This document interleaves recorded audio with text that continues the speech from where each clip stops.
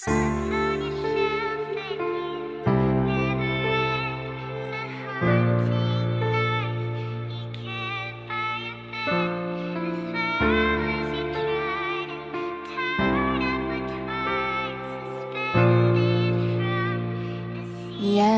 stop playing. តែខ្ញុំត្រូវធ្វើយ៉ាងណាពេលផងលោកនៃប្រែងងើមើលមេឃបើកថ្ងៃខ្ញុំនៅមានតែពលឺខ្ញុំខំដើរទៅមុខមិនចោះចាញ់ធ្វើអ្វីក៏ទៅធ្វើ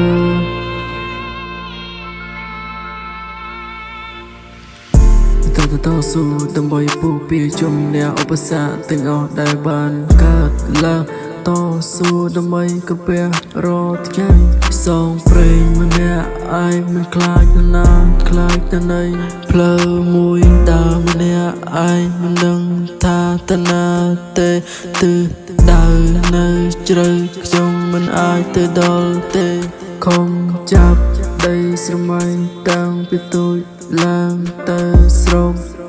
ដើម្បីធ្វើការរកប្រាក់កម្រៃមកជួយគ្រួសារគ្រប់គ្រងគ្រួសារដើម្បីអនាគតធ្វើខ្លាខ្លៃព្រមចង់ឲ្យគេមើលងាយថាយើងអត់ប្រយោជន៍មិនដូចអ្នកខ្លះបានតែដៀលថាសម្ដីពណ៌នេះវាព្រាមដូចជាបាផ្សា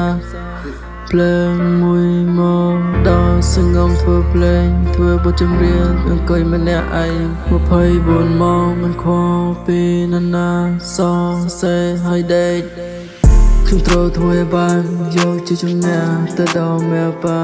ទោះមានរឿងជាច្រើនខ្ញុំធ្លាប់ជួបខ្ញុំរាប់មិនអស់សរសេរដាក់ក្នុងបទចម្រៀងច្រៀងឲ្យស្ដាប់ freestyle តាមភ្លេងរឿងដែលធ្លាប់ជួបខ្ញុំត្រូវសរសេរដាក់ក្នុងបទចម្រៀងឲ្យអ្នកទាំងអស់គ្នាបានស្ដាប់ហើយយកមកពីកាត់ពិចារណា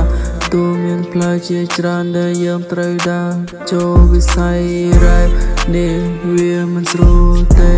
ណាតែខ្លះថាស្រួលមិនដូចមាត់ណាឯងថាទេណា